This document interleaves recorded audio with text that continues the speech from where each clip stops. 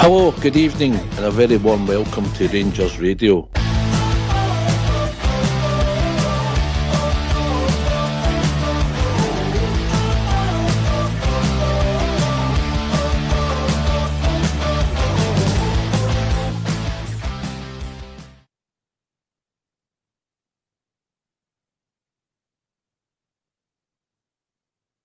Well, hello, good evening and welcome to Rangers Radio. Joining myself, Foxchair, on the show this evening is two of the mature members of Rangers Radio, aka the Bridgeman. How we doing, gentlemen? Evening, Foxchair, evening, Bridgeman, evening, Rangers Radio listeners. Evening, Bridge. Good start. He's on mute, AK.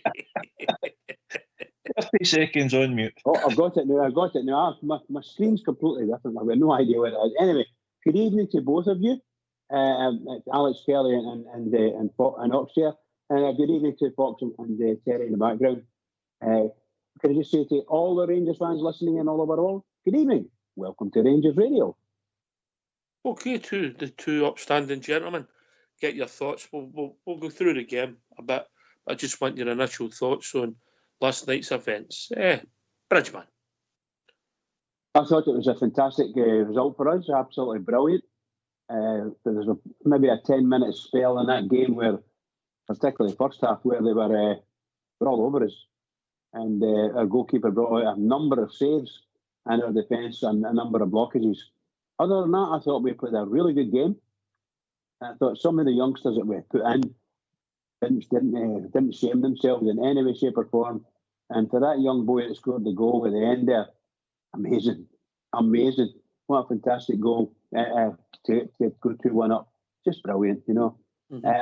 I think all of the players showed everyone what they can do, and they just get stuck in for 90 minutes. And that's what you get rewarded. And that was brilliant. We're really unlucky in a sense.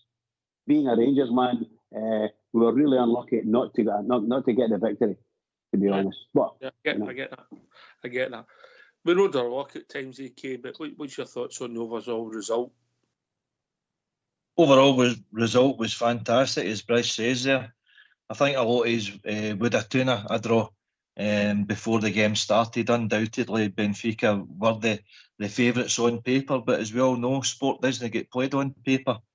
The guys dug in, resilient when we had to be, rode our luck when we had to be. We went in front though, which shocked them twice. I take it back to Ibrox, and that's us half time. So the game's still to play for. Aye. Listen, it was a big game, and obviously they're not having the best of runs. They started the first 5 minutes, Bridge, you're thinking, this is going to be a long night, mate.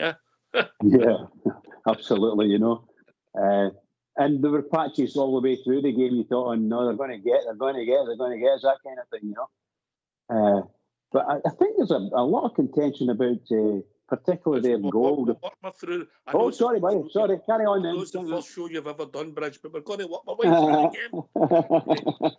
game. Right. So, the first 5 minutes, we're under a caution, but they never really done too much. You know, but their movement was good. They were trying to use a big centre forward. He was a focal point. And then, obviously, we gave away corners. You're thinking, oh, here we go. Then, all of a sudden, Bridge, we broke up the park.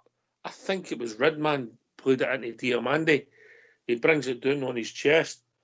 Plays a sort of 1-2 with young Fabio Silva down the left-hand side. Cuts in, chips the ball back to Tom Lawrence. Bridge, goal. What a goal, eh? What a goal. And, you know, the interplay between our... The ball, it was a beautifully flighted ball, and with Diamande to find him, but he's running onto it, and that gave him the power to get the neck muscles behind it. But the placement, it was absolutely perfect. So we set the Bears alight in the top deck, 1-0 up. Aye, 1-0 up. And we grew into the game. But go on mute, please, if you're going to dine. We don't want you dying live in the show. Sorry about that. Sorry, guys. All right. Right. So we go into the game, but they always had movement, they had decent players, and obviously their corner kicks were dangerous. And I think that's the argument for the in-swinging corners. So Butland did a couple of good saves. There was some great blocks. The other defenders, I think Yilmaz was playing well. Lundstrom in the first half was playing well. Diamandi, when he got the ball, showed his pace, what he can do with the ball as a youngster. And the whole team, Big Sterling, Bridgeman, he get booked for nothing, didn't he? Absolutely nothing. Absolutely nothing. Well, what can you say? What can you say with this mob? Whoa. You know, the boy played his leg against him and then jumped up in the air. It's shocking. I can understand why the referee done it, but if you're going to use VAR, I think you've got to have a quick no, you know. But maybe the game will last about 5 hours then. But that's you know. So we're playing okay. We're looking reasonably dangerous. We're holding them at bay, okay, and then just in the stroke of half time, they played some dangerous balls. We went and broke away. Desser's lazy play for me, misplaced a pass. I don't know if you picked up on it, Bridge. Aye. You know, so for that, they scores the penalty. We go down the park and we get us a free kick. Tavernier puts it in. Their goalie comes out, and their goalie I think could be something that we can maybe look on next week. We might have to look at our set pieces because I think there's a weakness there. So the goal comes out, clatters into Golson, doesn't do anything with the ball. The ball goes back out, we get it to Silva. He goes inside, cuts inside, looks to put it across. Dessers is stunning offside. And Big Sterling comes racing in. Thank God Dessers didn't touch it, even though it took a deflection off of one of their players. Big Sterling comes in, AK, and scores his first ever professional goal. What a way to kick off. He timed his run absolutely perfect. And as you say, thank goodness Desser didn't touch it. I think Alan Hutton said in commentary he kind of dummied it or stepped through it. He went to flick out at it and missed it. But Big Desser's, Big Sterling coming in there, tapped it in. It was a beautiful goal. And what could you say? The Benfica players were all standing like statues in a row. And you just seen one movement of a white shirt coming through everybody, and boom, it was a tap in, and away it sent the jubilation into up to the Rangers support again. So pretty much right on half time, Bridge were 2-1 up instead of 1-0 up. Yeah, 100%, pal. Yeah, brilliant goal, absolutely brilliant goal. and Sterling was watching it all the time, watching the ball, and stayed, shall we say, onside. So anybody who claimed he was offside is totally wrong. Just totally wrong. Well taken. Went in there, met the ball, lovely. Just softly put it in the net. Love it. I think all of that move was just brilliant for us. The way it worked out, it was brilliant. And then you go over 2-1 up against Benfica in their own park. Wow. Again, for a goal up, you know. It gets tasty, doesn't it, when it's like that? My God, I'll tell you. Yeah, 2-1 at half time. And you think, right, okay, oh, fabulous. So we starts the second half, and listen, I think Butland had less today in the second half.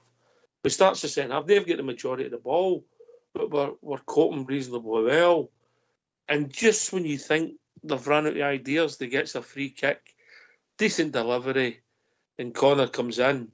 And if he did it like that in the other end, he'd had about a dozen goals this season. Maybe lack of communication, people will say. I think it's all split second stuff, AK. It's just one of the things that happens in a game of football, you know what I mean? And it ends up right in the net, and it's 2 each. Aye.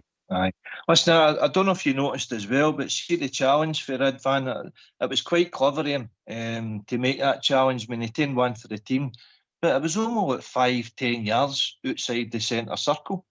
See if you actually look where Di Maria took the free kick for, it was only like 30 yards for your goal. He must have moved the ball up a good 10, 15, 20 yards to gain the angle. But lack of communication. You could say Butlin's at fault there because he sees the flight of the ball to shout him for the leave it, but I get taught as young. It doesn't matter, mate. If you might be shouting all you want, once somebody starts to go and get it, Bridgeman, you played that position. Once you make up your mind you've gone for it, doesn't matter how many people shout, does it? You can't stop. Shoot ball. In your mind, your ball. And you just, everyone just zones into it. This is my ball. Bang. And whether you shout, you might shout out saying my ball or whatever you want to say, let anybody know if you're going for it. But to ask somebody when you're, shall we say, on your way to it, somebody to say something different, no, I'm not going to harm. All right, just to know that people on Facebook, if you can refresh, the show will be there again. We've had some issues with it. Obviously, some of the content and some of the short music we've played at the start. As we explained before, this is between Facebook and some of the music providers, so we'll need to find out which caused us the problem tonight. But we've played, but however, refresh and everything will be back on Facebook ASAP. Right, thanks for your patience. Yeah, so we get 2 each, and I've got to be honest. I then start fearing the works because there seems some tiredness in our team, and I'll show you where I think it was. I think Sterling had maybe started to take. You could see that when they come off with an ice pack on the back of his leg. Hope he's okay. John Lundstrom, who had covered some amount of ground, in the first maybe 60 minutes of the game, he played a blind pass. I think it was to Ridvan, gave the ball away, and after that he gave the ball away quite quickly, and you could see that his legs had gone. Our team looked tired, and thankfully Philip come on, refreshed. Yeah, they had a couple of breakaways, but I can't mind Butland having a save, Bridge. No, I don't remember him having a save at that point either, pal. Yeah, you're right about Lundstrom. His legs had gone. And we've said this for a while now. We need to watch it. And the manager seems to be, shall we say, looking out for the players and recognising how long can they last. We'll let you last an hour. And in his mind, he's saying what's going to happen. I dare say he would really like Lundstrom to be able to finish it for himself, you know. But no, straight away, brilliant. Here, your legs are going. You come in here. Well done, pal. Well, what he done was he obviously left Lundstrom on and refreshed other places run about him. Yeah. Ruth come on. Obviously, Ryan Jack come on. The young boy Cole McKinnon come on. His second appearance, I believe, first team. So it's good experience for the young man. He probably didn't expect to get any sort of game time, but needs must. And I think even the word of encouragement for the gaffer before he came on gave him a good boost of confidence. You know, he had faith in him to go there and do a job for the team. But the young man, he would love every bit of that experience. Mm-hmm. But you're right, Lundstrom and the rest of the midfield, they did tire a lot in the last 20-25 minutes. Aye, so we brought on Ryan Jack. Ended up bringing on Raskin McCausland. So basically, we were the first half of our team, the front players, and rightly so. That's modern football, aka you've got to use your substitutes. It's part of the game now because of the pace it's played at. Absolutely. Unfortunately, we're restricted a wee bit with the personnel that we've got on our bench. And, you know, Roof is coming out of long-term injury, so is Jack, so is Raskin, so is McCausland. They were all kind of in that area being doubtful, but they're coming on to do the job for the team. And that's what the collective group that we have there now. I mean, Seaman's asking to travel with the party. We're building a right seas mentality there. That Clemont's got. It's a band of brothers, so to speak, that Rangers have got there now, and they're all out there doing their bit for their team. And we've seen the results through to take it back to Ibrox. Aye. So overall, Bridge, thoughts?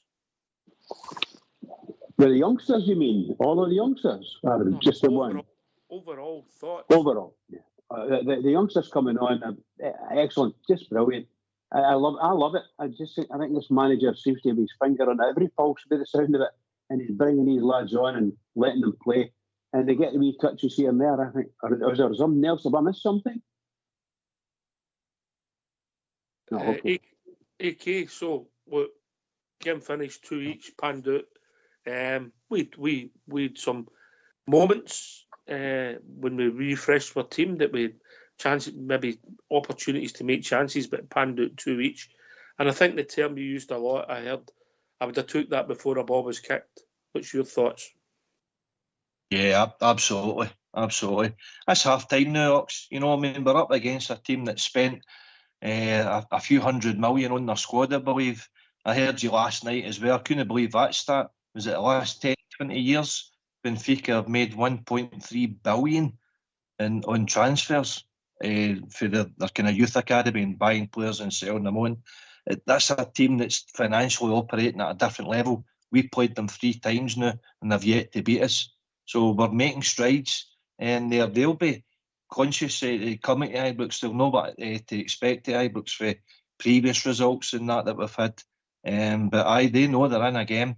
And for the Bears as well, that was out there in Portugal, fantastic. You heard them for the first minute to the last. So we've got something to play for, definitely. Somebody's phone's on. Turn your phone off. So we started the game. In my opinion, we had a 35% chance of winning the tie, and obviously that dictates. I've got us as 55% now. I think the pendulum swung. Will we become slight favourites? Is that fair, Bridge? Yeah, 100%. I think, and I think for my benefit anyway, I think they know that. They know that. We know. Rangers fans know that team's going to come to Ibrox and they're going to try like hell and put pressure on, as they have done in the past when they came. The Rangers know them. I think in some instances, see that boy Di Maria. My goodness gracious, so we're going to put some pressure on him. He'll just crack. He would just crack that boy. Anyway, I think that's what they do. They'll come in, they'll try everything they can, but it will be too good for them. I believe it will be too good for them. Well, as I said, I think I'm not saying we're heavy favourites, AK, but that's what I'm seeing, the pendulum swing. Well, it's half time, isn't it? But you look at the stats here last night, and we weren't totally outplayed. 60-40 in possession, 40% possession against a team of that calibre isn't that bad. And the 2 goals that we scored, the 2 goals that we conceded, it's a handball penalty and an own goal. You know, so for all the luxury players that they've got, I mean, they've got 2 World Cup winners in their team. For everything that they had going for them, they didn't penetrate us through open play. You know, so we can take something for that, but we also know we can punish them. If we start to get some of your forward players coming back here, Ox, they will be fearful. Are we going to get a lot of players back by next Thursday, mate? No, well, hopefully, maybe. Don't know, but even an up to speed Roof or that, I mean, we can hurt them, and they'll be fearful of that. They've got good players, but sometimes there was a lack of cohesion in their team, and there's a possibility if they get a bad result this week, they could become to us with an interim manager, and I don't know if that's a good thing or a bad thing. Maybe caught them at the right time. Yeah, you know, I thought that our manager would be in shall we say, after last night alone, I thought our manager would be coming even more into the fore of the club's attentions, you know. But I don't know. But you're right. You're absolutely right. A club the size of Benfica, a beautiful stadium, was it 70,000 seater or something like that? Amazing place. Superb. Wow. Great club. Great club from the past. Marvellous. Right. Bridgeman, read the chat, mate. Read the chat. There's some messages posted in for you. Important you read them. Right, so AK, I agree with you. I would have took that at the start of the night. But you're really pleased with the goals we've scored. You're really pleased with the attitude of the team, the way I think the defence played well. The 2 centre halves, apart from the blips that they had decent games defensively, but I did think that young Ridvan was man of the match.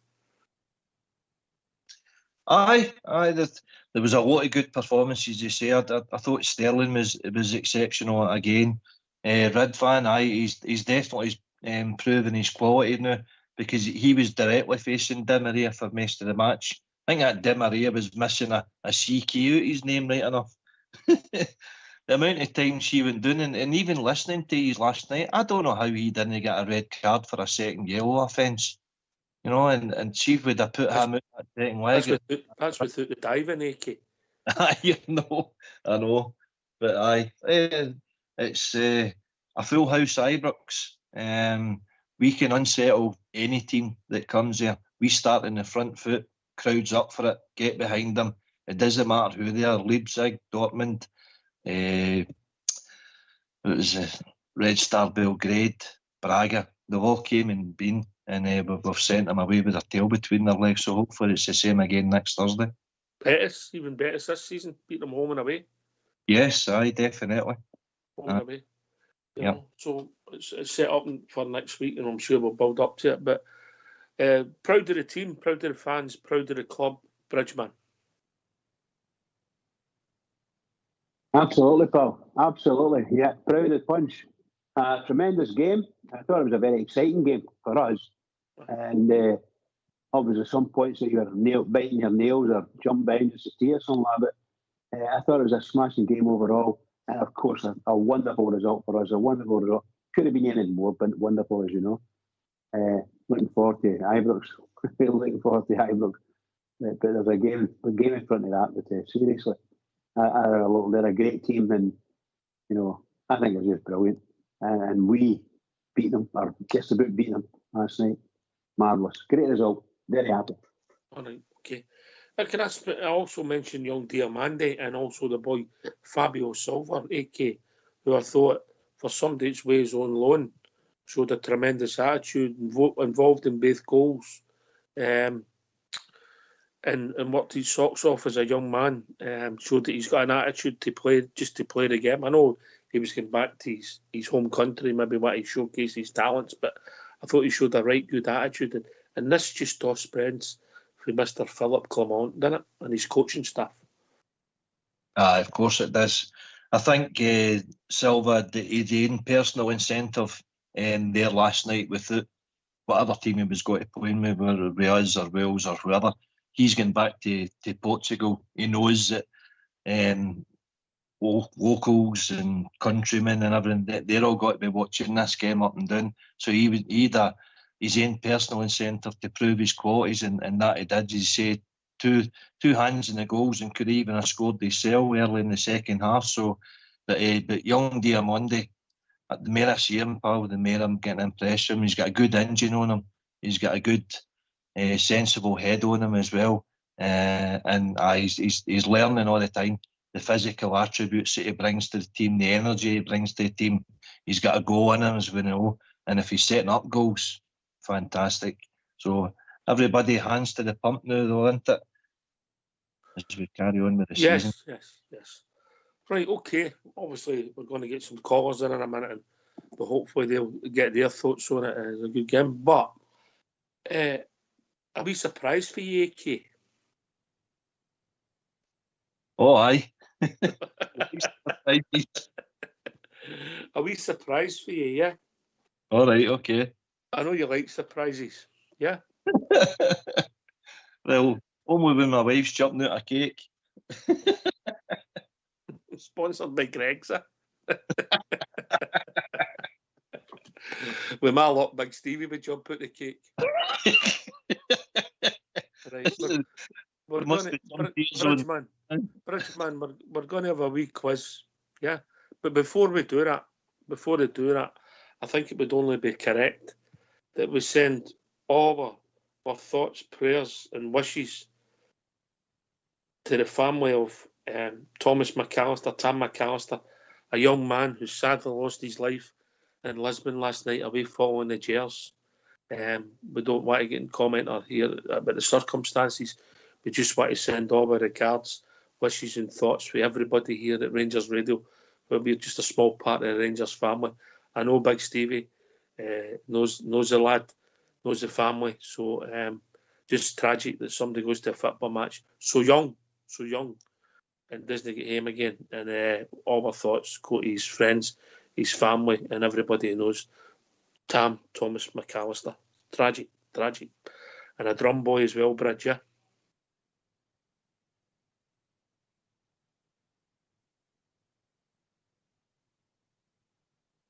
AK. Well said, Oxshire. Well said. Thoughts and prayers with his family and friends there. Tragic news. On you go, Bridge. Yeah, just to say the same thing as yourself there. Yeah, thanks very much for saying that, Oxshire. I think that the young lad, God knows what's happened. We'll find it later on, but well said. And of course, commiseration to all his family, obviously. So well said. Thanks, Oxshire. Right, just before we open the lines, I've got a wee order. I thought it was only right we maybe commented on what's going on in Scottish football in the last week. So what I've done, Mr. Fox has been heavily involved. We've set up some questions. We've got a wee quiz for you two gentlemen. And right, we'll toss the coin, heads or tails, AK? Oh, King's Head. Heads. Yes, you've won. Do you want to go first or second? I'll go second. Okay then, okay. 10 questions, yeah. Winner takes all, yeah. Is that fair? Okay then. Okay, all right. So, right, here's the questions. Number one, you ready, Bridge? Ready, I'm ready. Right, okay. Number one. Which Scottish Premier side has had the most penalties this season? Bridgeman. Celtic. Right. AK? I'll go Hearts then. All right, okay. Okay, this is you, AK. Which Scottish Premier side that had the least penalties awarded against them this season? AK. Rangers. Bridgeman? Celtic. Okay, back to you, Bridge. Which Scottish Premiership side has had the least red cards? Bridgeman? Celtic. AK? St Johnstone. Good guess, AK. AK, back to you, mate. Which Scottish Premier side has the fewest yellow cards? AK? Aberdeen. Bridgeman? Celtic. Okay. Back to you, Bridge. Which Scottish Premier side is allowed to commit around double the fouls of any other team before they get a booking? Bridgeman? Oh, Celtic. AK? After last week, Motherwell. Good effort. Back to you, AK. Which Scottish Premier side was awarded a league title before the league was even completed, AK? Can you remember? Livingston. Oh, no, was it? It was a top flight. Bridgeman? Celtic. Unlucky, AK. Back to you, Bridgeman. Which Scottish Premier side got the winter break moved to allow them to bring in new players? Bridgeman? Celtic. AK? Hibs. Here we go. Back to you, AK. Which Scottish Premier side was able to force their rivals to play 4 games in a week by pretending they were away on a tour of Japan? Can you remember that one, AK? Dundee.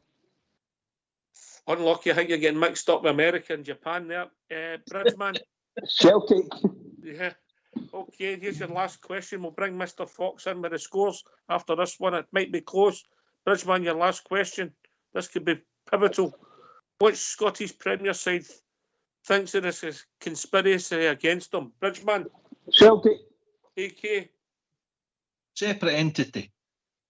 All right, okay. We'll bring Mr. Fox in, who'll have the results. I know it was a close-fought contest. Mr. Fox, you got the results? Overwhelming win by Bridgeman. Overwhelming. Well done, Bridge. How did you know him? And by the way, that was posted up on Twitter by a Hearts fan. Yeah, Wow. Billy, a Hearts fan. Wow. Yeah, so we took that. It just shows you couldn't have redden her neck with a poker, AK, yeah? You've just lost half our listeners, Socks.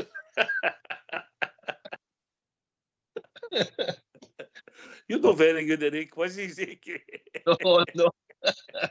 I'm not going on 15 to 1 anytime soon. And then again, it was Bridges' specialised subject, if we're being honest. That or referees. Oh dear. Oh, and by the way, there's more. We might have the same quiz next week with another 10 because there's more. They don't do it, Henry, do they? They just don't do it, do they? Yeah, all right. Okay. Right, we've reached that time of the evening. We better get these phone lines open. Let's hear from you. Why don't you give us a call on 0141 356 1972? It's your show, it's your platform. Let's hear from you.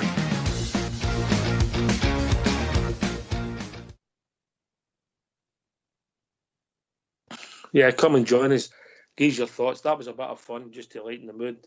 And once again, all our thoughts and prayers go to the McAllister family. But come in and join us. What do you reckon the tie is? And then obviously we'll be starting to build up to another massive game next week.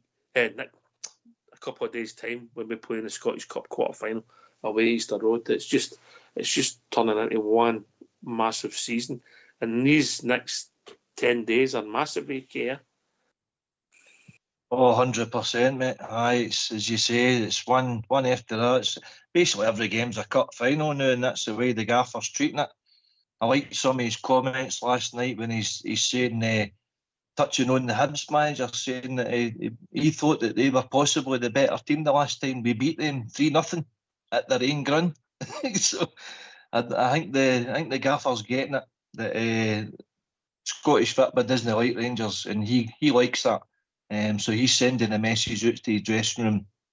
Come on, guys, get up for this because everybody's out to beat us. Here. Aye, nobody likes us. We don't care, Bridge, do we? We don't. Absolutely not. We just must take cognizance of the fact, just like Alex said there, nobody really doesn't like us. Nobody likes us, it's true. Nobody.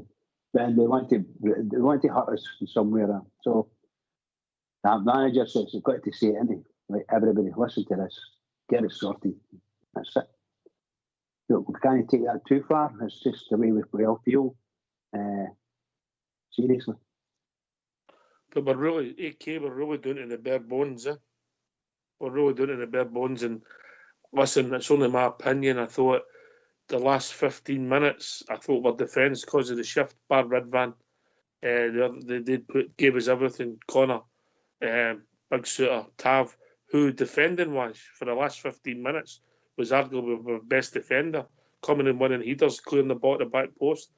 John Lundstrom, they just looked, leggy. They played a lot of football and a lot of intensity, and hopefully we can get through to a week on Sunday, and then we've got the international break. I think it's the first time I've actually wanted an international break, AK.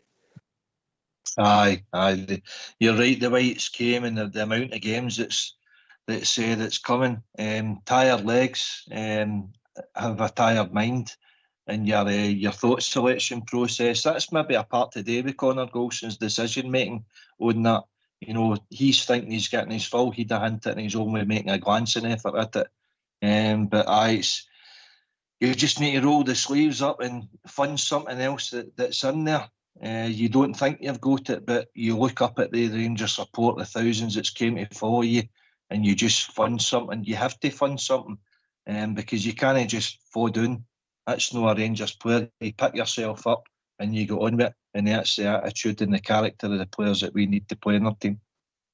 Aye, but what we've got now is we've got players that can play and make things happen. On that part last night, you've got the power and uniqueness of the boy Sterling. There's just something raw and enthusiasm and what he gives you. Then you've got the guile of Lawrence and Silva, and then you throw in Diomande, who looks as if on the deck can be the complete footballer. He can get about the pitch, he can run with the ball, he tackles, and he gets involved, and he's got a bit of skill. When I've watched him, I think when the ball's in the air, he's a different player, but he's so raw. Hopefully, Philip will get a hold of that, and that'll come, because we could have a potential gem in our hand with that boy. So we've got that guile. Last night, I felt a bit frustrated with Dessers Bridge. Not that he didn't give us everything he had, just the few times when he had to keep the ball in, he made the wrong decisions. Yeah, and he nearly cost us a goal. And it's something in his game with Stone and offside that with VAR, mate, it's changed the striking position. You're not just trying to maybe sneak away and make sure the linesman doesn't see it. You're going to get caught now. You've got to think differently, yeah? 100%. And yes, I think he loses the ball quite a lot, and it makes it awkward for everybody, because invariably the defence will clear the ball up the park or wherever, and it can turn the game round towards us. But he dallies a wee bit on the ball, and yeah, I think you're absolutely right about the way he views his game, the way he plays. He's a yard ahead of the defenders sometimes, my fear was that the second goal, I thought he was actually trying to kick that ball. And I thought, what are you doing?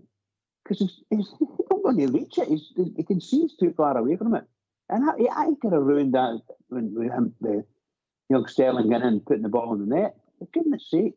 So sometimes he's I don't know, he's not thinking as good as he should be. Let's put it that way. That's a little better, isn't it? Doesn't think as much as he should, and the goodness of it. Yeah, he showed us in times that he's got something about him. He always gives you a shifty. He just needs to be a bit more streetwise. And obviously, when you go up a level, or maybe you got 5 levels, I don't know, but when you get the ball, you've got to make sure you don't get away cheaply, And it was him when he cut inside and there was a simple pass on and lost the ball. It was for that the cross went into Suter, and it was just before half time, mate. We've just got to be a wee bit smarter. Well, I'm not blaming him for the goal.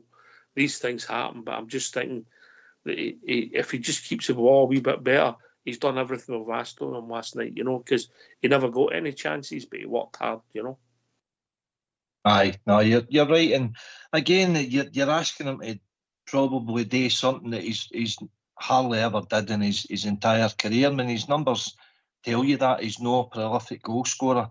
He's merely a kind of team player, just to have a partner up there with him. But unfortunately, that's not the style of our thing with the way we play. So I don't know what Bill was thinking of getting him in the first place, because for me, we'd a better striker up there with Chola. Even Sakala was a better team player than the big game. But listen, we just need to go on with. We can finger point this and that all we want, but he's wearing our shirt, he's representing our club, and he's doing a job for the team. If the goals are coming through other people and he's linking them in, then fair enough.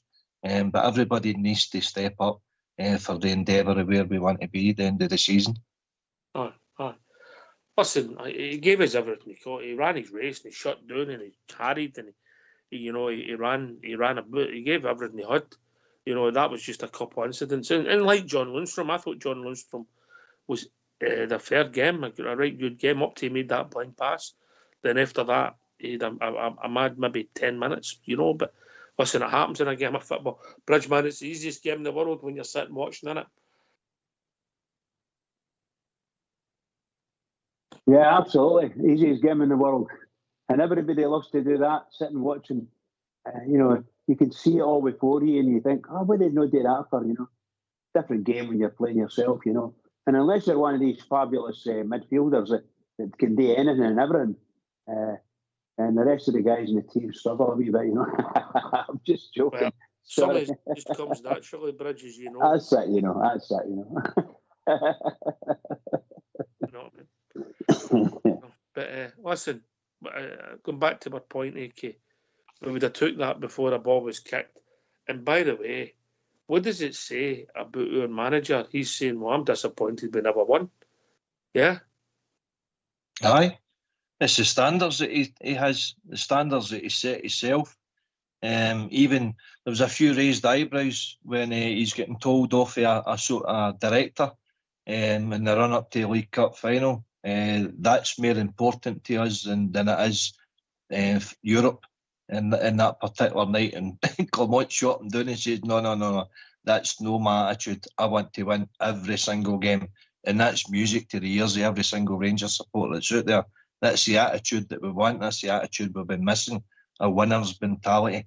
And for that to rub off onto your team, that's what we're looking for. That's why we're getting guys rolling their sleeves up and willing to put their foot in, you know, for the cause of the team, for that army of blue that's following them everywhere.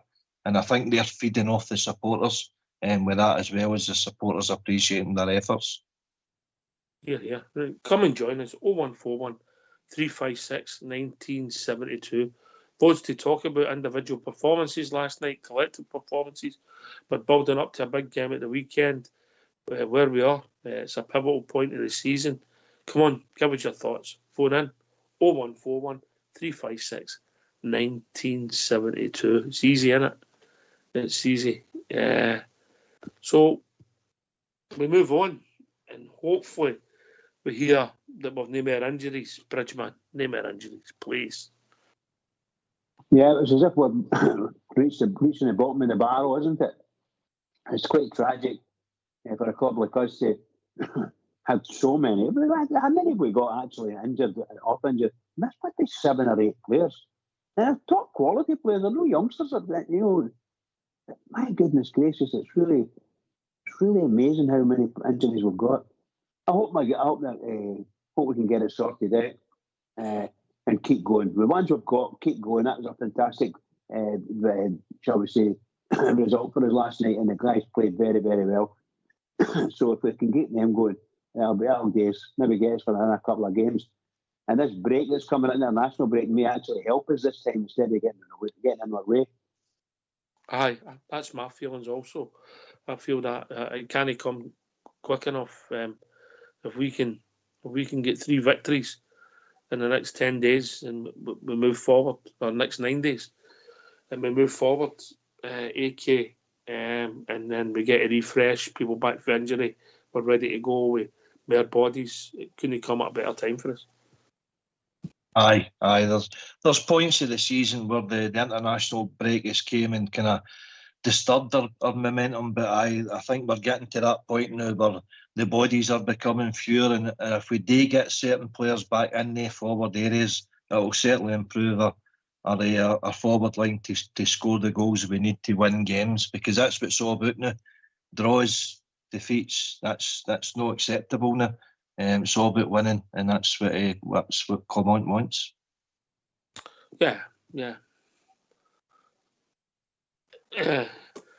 So we move on, and I did see. I don't know if you picked up on the bridges. I mentioned it earlier on. I seen Sterling with the ice pack on the back of his leg. We just hope that's just a precaution, eh? Well, I would hope so, yeah. And I never saw it, to be honest. We'll find out about it, and let's hope it is just a precautionary thing. Because it isn't that boy. He reminds me so much of the Big Bassy. He's just strong guy. Plays to the end of his heart, and that's just great. So I hope he's okay. Would you make of that, AK? That's his first professional goal. Incredible, isn't it? Incredible start, and listen, that's a memory that will live with him for his entire career in life. Glad he's done it with us. It's hard to believe though that he wasn't even, making the bench or that under Bill, and it's only for Clement came into the building that he started to evolve, and he's played so many positions. I think you said yourself there was a night in Glasgow last week. Jim White was in it. He says if Butland doesn't do his job, I says I'll just put Dujon in goals. The odd one of places up for grabs. Aye. Where's he played? Right and left back. Come on, a substitute. He's played right and left wing, sort of right and left midfield. He's played centre midfield, So, and he's everything he's got. I think he's got potential to be a good central defensive midfielder. Me and Southside have a slight disagreement about that. I see that boy's got potential. I think he could be even better there than he could be at right back because of the way he plays, and his pace is such an asset, Bridgeman. He's going to get used as a man for every position. He can play anywhere, and that might be what the manager's looking for the next 3 or 4 weeks to get us over the hurdle of whatever it was. So there's some key games coming up, then there's a break, and then they need everybody to be back in a position, or as many people as possible back in a position. And that boy's doing a great job for him, an absolute brilliant job. He's had a couple of man of the match games and I think he's great. I thought he had a fantastic game last night. Absolutely fantastic game. I never had him man of the match. I went for Butland man of the match. I think that Butland actually saved our blushes a couple of times last night. Superb stuff, but closely followed by Selling for me. I had Ridvan, Diamandi, then Butland. That was my top three. Yeah. But there was you could have went for a few because of the effort they gave, and people done well at particular times. AK. Aye, it was a real team effort. And you're right, everybody did contribute, no matter how small or large. Obviously, the goals they guys get most of the credit, but aye, no, it was a collective performance.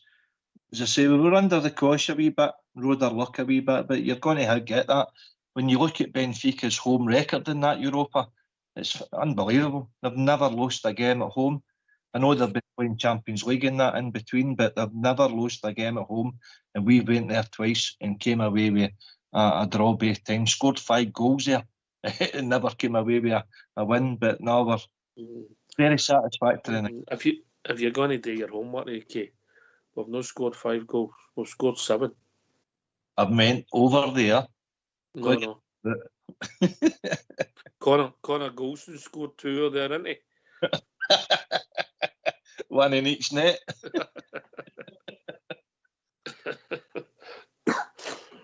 At least he got a bit longer this time before he done it. I think it was the first minute, the last game, wasn't it? Aye. I tell you, that's a set piece goal that he scored. Oh, just net. Could you not do that in the opponent's half? Aye. I think he done his bit for the goal with the goalkeeper. But we'll see what it takes us. But with the team on Sunday, I'm going to be really interested what the team's going to be. Is the players going to come in? Are we going to go to the well again? It's Sunday. Are we going to go one more time? And then hopefully give them a rest to Thursday and then just try and get out of the line with Dundee. We might have some players coming back. We might have Matondo, Cantwell. They could be back the back end of next week, maybe. You never know. So we just need a bit of luck, Bridge, a bit of luck. That would be brilliant. That would be brilliant to get a bit of luck the way we want, the luck that we're looking for. Absolutely. A bit of luck to see us through. Obviously, biggest game of the season coming up at the weekend. So I just can't wait. I just can't. This Rangers are getting better and better for me. We've been disappointed by previous results there, but they're getting better and better. That was I was so pleased for them last night. Just so pleased for them and all the supporters. It was wonderful, just wonderful. And anybody in the Rangers with the family anywhere, it was great, great result for us. And I think a lot of us maybe thought, might not get that, might not get that. I hope we get a draw, that kind of thing, Yeah, it was good. I thought it was just fantastic. Brilliant play, great goals. Aye, lovely goals, mate. Lovely work goals, lovely, and I think if I'm being honest, I think the first one was a pick of the 2 AK. Aye, the two of them were pretty good, pretty special. But Diamandi certainly made it in the division to flight the ball in there for Lawrence. John Sterling made a pertinent point, I thought, after the game, to say they'd actually spied that in their due diligence in the run-up to the match, that Benfica were like ball watching a lot of times. Some of the cheated. They weren't good at picking up runners into the box, and if you see both goals, they came for like a similar move where Lawrence floated into the box and then Sterling floated into the box with nobody picking them up. So we'd done our homework obviously on that, and Clement had fed them the information. So it's up to the players to take that on board and penetrate them when we can. So they were both cracking goals. You've got to say that's an impressive arena Benfica playing, but I was a wee bit disappointed in some of their crowd. The SPFL where there's a lot of sparse spaces in some of the home grounds in Scotland. We could attain a lot more than what we had last night. But I think they were bare spread out with the stadium or that anyway, weren't they? Aye, maybe. Hmm. Going back to the point you made about the goals, what pleased me is see what the manager told you before the game, AK. That's what he done. He said, "Yeah, we'll need to defend well, but in any opportunity we'll get forward." And we got loads of bodies in the box at the right time. And if you look, I think when the cross went in for Diamondi, we had 4 players in the box. Aye, could have fun any one of them, but Watts had the intelligence to hold his run there. But aye, you're probably looking at Dessers to be on the end of that or thereabouts. But I don't know. He just doesn't seem to be in the same wavelength as everybody else with these things. I mean, No. He tries to get as near the goalkeeper as he can. That's the way he plays, you know. And because, I don't know what he's 29, Dessers, I think, 29, something like that. It's going to be difficult to change his thought process and the runs he makes because he's been doing it for a long time. But he just has to be just that wee bit more cleverer, you know. Yeah, I thought that Dessers let himself down a wee bit last night, to be perfectly honest with you. I thought he would have been in among the European games and thriving on it, you know. But he doesn't seem to be quite there yet, you know, so we've got a wee bit to go for him. He'd no chances last night. There was no chances came his way. So we can't judge him on that, and he gave us everything. All I'm asking for him in all games, the game has been changed by VAR, AK, as you talked about the handball. You talk about every decision. If you manage to sort of deceive the linesman, maybe nipped in quick and go that half a yard, you know, and you maybe get played on back in the day, it ain't happening now. So you've got to change your runs. I know I said that earlier on, but it's part of modern football, and I think it's here to stay, mate. yeah, well, aye, with TV companies will dictate that probably. But no, you're right. I run the forwards. I remember McCoist and that being brilliant at it, like bending his run, you know, running away for the goal to time it perfectly. But you've got the vision to see the run in the first place.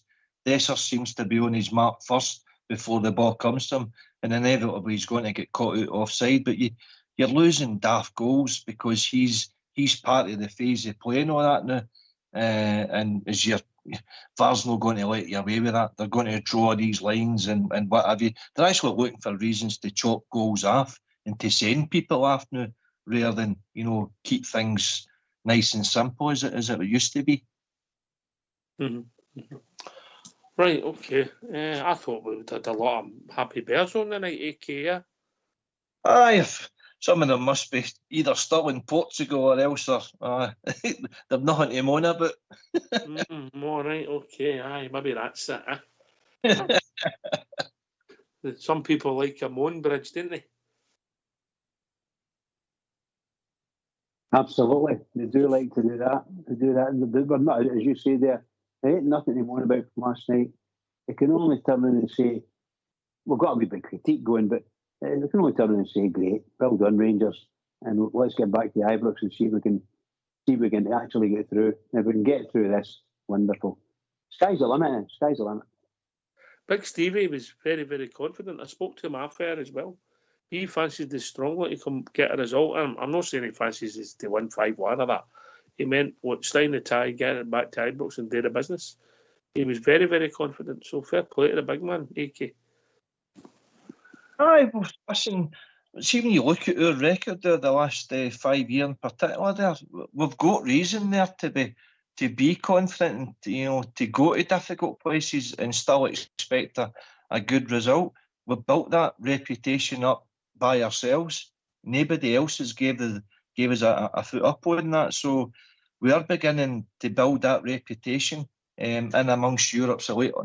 It's not the elite competition. It's still, but see, when you see the clubs that's left in that, there's a lot of clubs that are basically Champions League-esque, and they've been. Do you know it was quite frightening when the 8 teams come down for the Champions League? 6 of them get knocked out, mate. Aye. Oh, you see the likes of Man United, you know. Do you know how I know it was 6? Carry on. the south side back to Lottingham and go through. Brilliant. Bad man. Oh dear, a good one. That's terrible, you. Oh dear, you've got to laugh. No, I hope Big Man's all right. On his way back, still on his way back. Don't think he's in Glasgow yet. But, should be soon, but hope he's a good trip and a safe trip. So look, we'll start changing the subject slightly. We'll start talking going forward rather than back. It's a quarter final of the Scottish Cup at Easter Road and Sunday. Big tie, Kia. Oh, massive tie. Biggest game of the season, as the bridge man would say. But he's right on this occasion. It's a huge... Geez, see the amount of effort and endeavour that the team put in there. You could forgive them a wee bit for feeling tired, but don't tell them they're feeling tired, because that sinks in. Tell them to get back out and go on with it. You know, and this is going to be a massive game. Hibs are... The last 4 or 5 games have made a slight recovery in their season, and they'll fancy the job being at home. So it's up to us to go out there and prove the class team that we are. Mr. Fox has come up with a belter. Here's one for you. There's more current leaders in the league leaders in the Europa League than there is in the Champions League. We could argue there's more for them in the Europa League than there is in the Champions League at the moment. There's a stat. Interesting indeed. Aye. Very interesting. Very interesting, I can tell you. Oh, Right. Yes, mate. You and Bridgeman will know. See the year we won the Cup, Winners' Cup? I'm sure I heard Derek Johnson say every single team that they faced per round was top of their league at that particular time. I wouldn't know about Torino, mate, but obviously Bayern Munich, Sporting Lisbon, yeah. Yeah, you know, I wouldn't have known. I'll take him at his word, mate. I would need to dig that out, mate. I don't know off the top of my head. And just for the record, that was way before my time. And mine.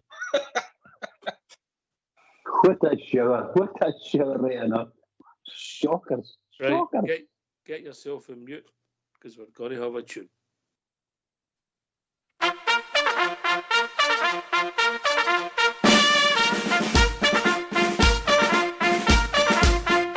All along the walls of the Ibrox halls are pictures of legends of old, making history for the world to see.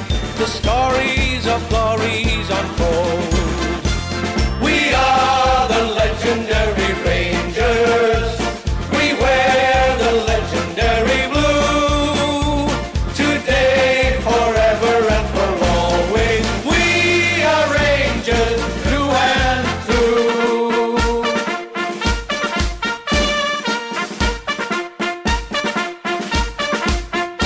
Well, the legends come and the legends go, but Rangers live on just the same. For a new one's born when the blue shirts won, and we all remember their name. We are the legendary Rangers. We wear the legendary blue. Today, forever, and for always, we are Rangers through and through. And there is no doubt what we're all about when we face the world and say, bring it on, son.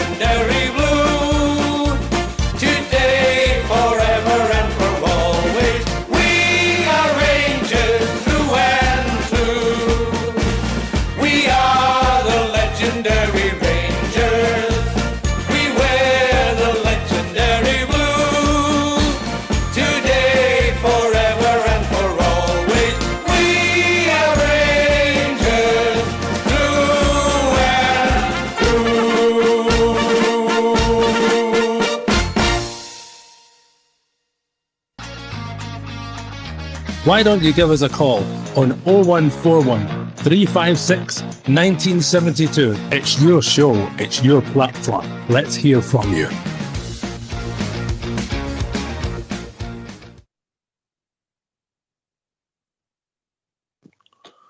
Right, gentlemen. Go back there. Yep. Right, okay. A wee bit different tonight, but it's time for Southside's Super 6.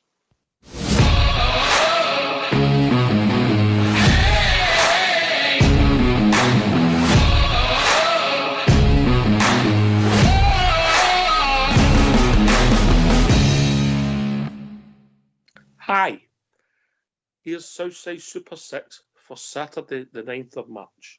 The selections are Hull versus Leicester. Second selection is Barnsley versus Lincoln. Third selection is Blackpool versus Portsmouth. Fourth selection, Bristol Rovers versus Derby. Fifth selection, Morecambe v Wrexham. Sixth selection, Stockport v Newport County. All games to over 2.5 goals. We will announce the odds shortly.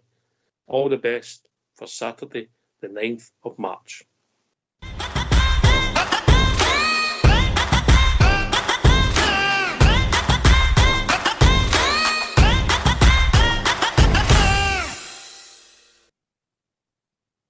Well, going to be his usual form. If you put £10 on, you'll get how much back, AK? Roughly 0. Very good. Very good. Right, we'll get the odds. That's brilliant. That's brilliant. Fair play to the big man. He sent his text in, he's travelling, and he's still done his bit for the show. You've got to doff your hat there, mate, can't you? Is the Sterling at Rangers Radio?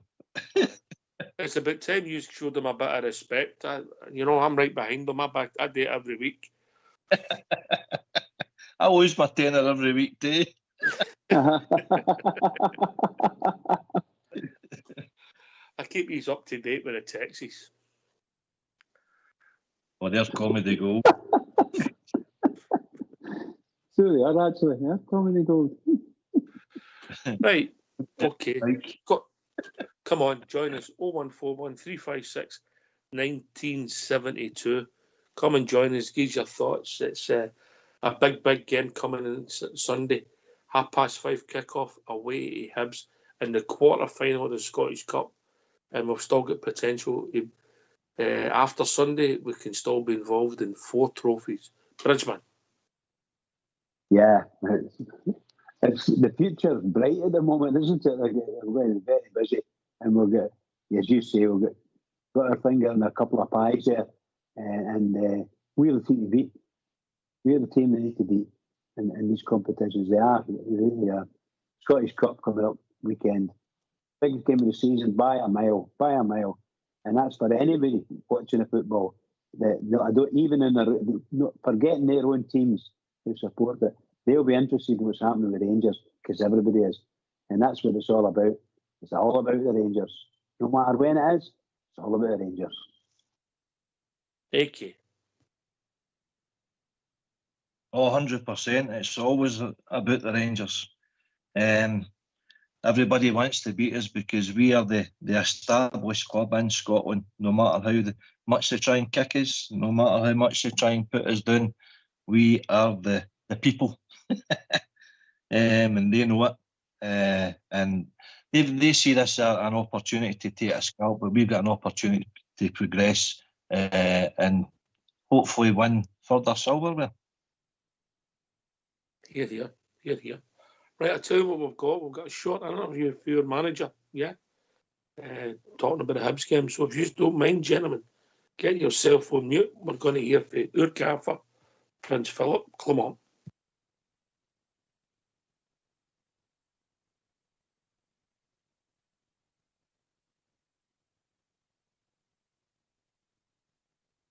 From the last time you faced them?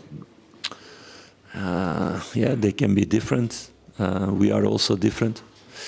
So we're going to take a good look into that. We're going to see how people recover.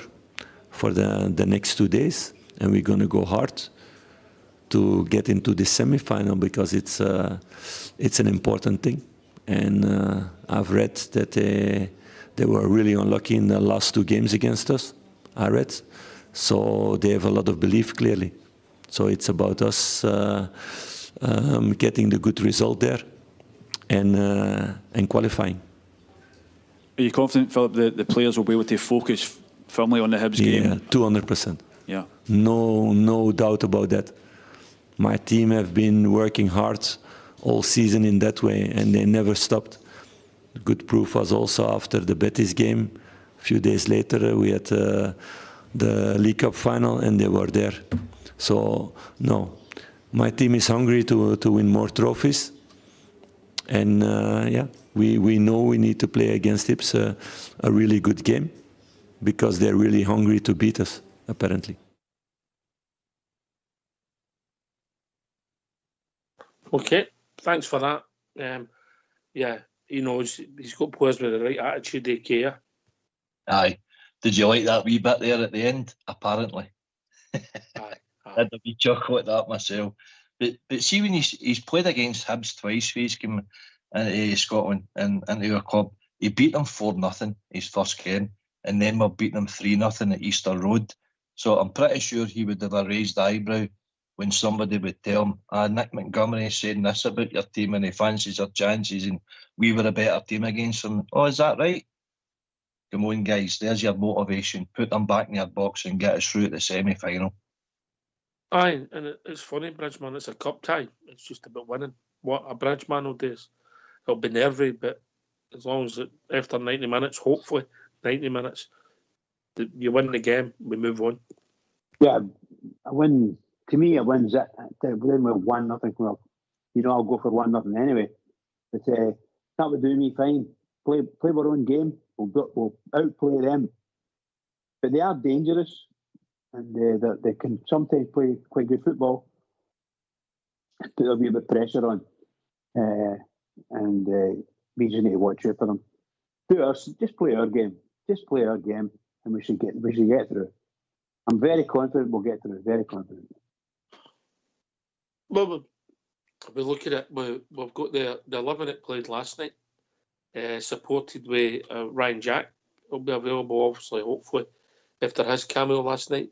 Raskin, that's him, with a couple of games in a row. I think that's 3 games in a row he's been involved with.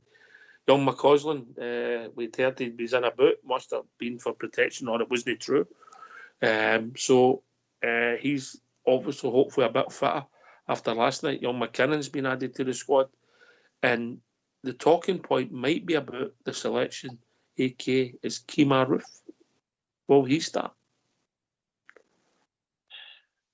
He could start, but I think it's down to needs and necessities. I don't see him starting personally. I think he's going to utilise him as an impact sub. Just keep using him for the last 20 minutes. Because if you start him and he breaks down after 20 minutes, 25 minutes, your whole game plan changes and that's you a substitute down on the bench. But you've also got Barisic as an option to bring in at left back, and you've got Balogun to bring in at centre half as well. I think you might bring in Balogun, who he drops out where it's going to be Golson or where Suter. Personally, I'd be dropping Golson, but I think I'd be using Balogun into the team.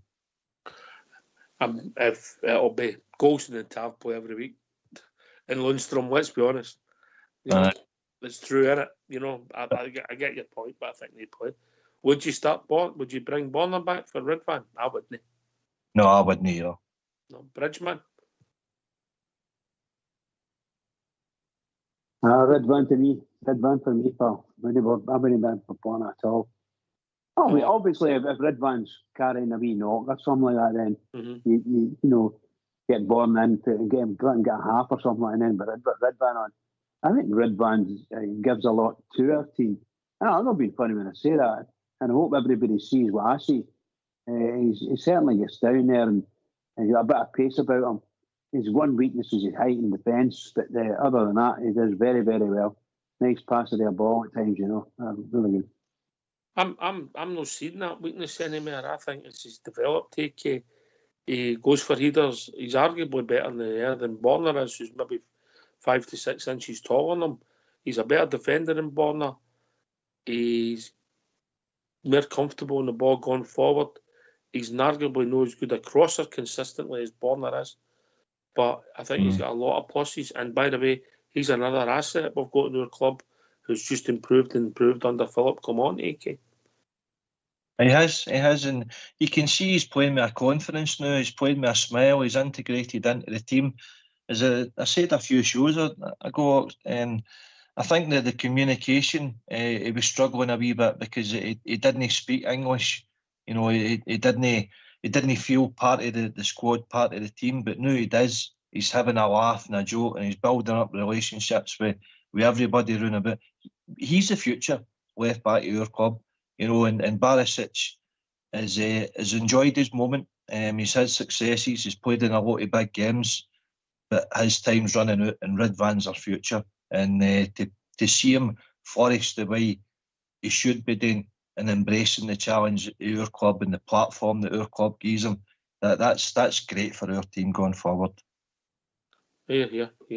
Just to let you know, Southside Super 6, the odds, and it's only one. We've only checked out one site, price 41 to 1. Yeah, 40 to 1. So that means if you put on a tenner, usually what you get back, AK? 0.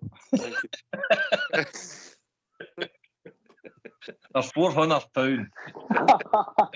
0. Brilliant. He's going to kill me again. Again. Yeah, you know. So we agree that Tav will start. Jack Butland will start and go. I don't think there'll be any changes because it's a Scottish Cup tie. Just does he seem his way, Bridgeman? Does it? I think that Butland's a certainty. I'll be disappointed if Butland's not playing. Really disappointed.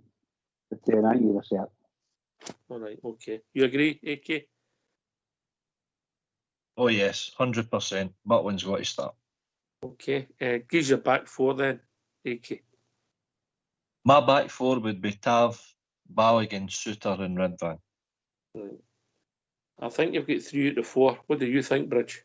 I can't see him dropping Conor goals unless Goals was carrying a knock. I think it's the same back four as it was during the week and yesterday in your back. I can't see it changing. I can see Balogun coming in for Suter, but I wouldn't be surprised if he sticks with the same back four. You know, none of the two of them. But you never know, AK, you might be right. So we'll assume it's a 4-2-3-1, yeah? So the 2 sitters for you, AK? I'm going to change it up a bit. I thought Lundstrom looked absolutely dead on his feet. So I'm getting him. Is this your team or what you think the manager's going to pick? Because you realise you're never right. No, I know. But right, okay. It's outside and it doesn't stop him. No, I would bring back Ryan Jack and I would put Sterling in beside him. Sterling, who's carrying an injury. Aye, but he's a young boy. He'll brush that off. That's not a problem. All right, hamstring. Right, okay. Right, I think John Lundstrom will start all day long, Bridgeman. What do you think? If Lundstrom's not carrying any injuries, he's an absolute certainty for me. He's one of these ones you can write his name down straight away, you know. I can't see the manager changing him. So who do you put beside him? In midfield, you mean? Sorry, yeah. Just in midfield. Sorry. I'm not dead sure who's available. I don't know if Cantwell's available. No, yeah, you know? No. I would go with Diamante Bridge on, yeah. Oh, yeah. So I was going to say him and and Cantwell, but if it's not Cantwell, then I think I was going to say Rashkan, but I'm not dead sure whether he's ready to play again yet. To be honest. Well, he's played the last 3 games, but he's not been fantastic. He gave us a wee shift last night, but listen, my actual choice in there would be Sterling in this game, AK, if that makes sense. I think that's his position, but I think the way it's gone, he's became my right side of the midfield because we've not got a lot of options out there, if that makes sense, mate. Aye, listen, he's doing a job for the team, and him and Tavernier are building up a relationship out there. Sterling's dropping back to cover Tav when he's pushing on forward, but I just think there's a lot of tired bodies out there last night in particular, and this is going to be a game that needs to show a lot of effort and desire in that. And I think if Lundstrom's no making the team and he is feeling the effects, I think Sterling could go in there and do a job with Jack kind of, ushering them through the game. Mm-hmm. But we don't know where Jack's got to be fit either, to be honest. No. So we've got different setters, and then so the three in front of them, who you going with? AK? I had Lawrence, Central, Diamondi and Silva. Diamondi where? On the right. Has he ever played there before? Yes. Has he? Who for? There was his first club, Northland. All right, okay. So Diamondi and whom? Silva, Lawrence. Silva, okay. Right. So, and who you going for up top, Bridge? Who you going for, Bridge, in midfield? Well, I can't see past what Alex said there. Those three are good, you want me to see who's going up front? You say up front, but then you've got Diomandi in your time twice. Who, me? Aye. Oh, my apologies about that. My apologies. I was actually following the leader there, and Alex Kelly, so my apologies. So no, Diamandi is going to play. I would have in the standard midfield. Definitely, I think I'd have Lawrence in the midfield, and out of Silva and Dessers up front. Dessers up front. Yeah. Would you go with Sterling again on the right, Bridge, or would you? I would, yes. Well, I was just following what you guys had said, so I was quite happy with that. And just in front of them, Lawrence, and then the boys, the two boys, Silva and Dessers. Aye, we've not got a lot of options up there. AK, I think Dessers might start, but I think Roof will play a part as well. Yeah, as he builds up his minutes. Aye, I think you're right. I think Dessers will play the first 70 and then we'll bring on Ruth for the last 20. You see that, I'll bring Kenny Miller out of retirement. No, he's that'll be Ruth. Was that 4 or 5 games he's ever been involved with now? Is it as many as that, is it? Aye, he's played some last 5-10 minutes, a lot of the games, hasn't he? Aye. He looked as if he had a bit of hunger about him last night when he came on, didn't he? Determination. He was hunting down the ball and, pressurising. That's what you want to see off of Ruth, because we know the qualities that he has. He comes alive when he's in the box and sniffs out chances. We wouldn't be in this stage of Europa if it wasn't for Ruth scoring the winner in Betis. So we know the qualities he brings them. It's just getting them out on the park. And that's that. Aye, he showed a great attitude last night when he came on, I thought, Bridge. Yeah, he did. Yes, he did. But look, can I just say, most of the players that we've got on the bench ready to come on, I think they're all really good players. And providing they can start their own game properly, I think they'll give something and bring it. As long as they do it, I think they're smashing. I've got no problem with any of them, and that's the honest truth. Apart from anything else, we're desperate for them to play good, But no, I think it's nice to see them coming on, and nice to see what they give, and I think it's great.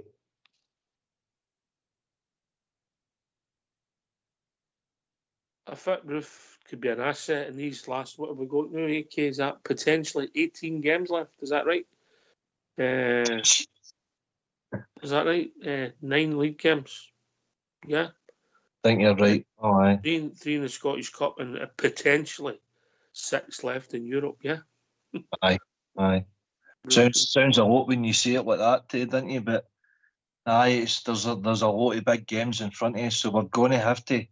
We can't just keep playing the same guys. We need to learn from our previous year's mistakes when Morelos is breaking down on us and leaving us without a striker. I mean, God knows what would happen to our team if Tavernier took an injury. Lundstrom's kind of dropping down. You know, it's guys are running on empty, so we've got to try and mix it up if we can. But I think they're trying to get to next Sunday, mate. Aye. Next Sunday they'll get, what will they get, 3 or 4 days off, maybe 5 days off, yeah. Then they'll be back in the back end of that week to start building up light, and then we go again. Hopefully Jack Butland's still playing though. That means he's called up with England. Aye. Would you think yes or no for you? I think he will be. Yes or no for you? I hope so. Aye, yes for me on that for him. Yeah, I watch a lot of the Premier League games and replays and things like that, sort of match of the day type thing. And he's I think he's as good as, if not better than most of them in the Premiership, England. I really do. He's been a real asset for us. We've ended up with some asset. Talking about assets, we've been joined by our Kirky. Evening, Kirky. Evening, Ox, and all the rest of the crew. How are you tonight? Good, mate. Good. How are you, mate? What's on your mind? Delighted. Delighted. Excellent performance last night. What's your thoughts on it? Who's Sean for you? Who? Yeah. Ridvan, Sterling, Diamande,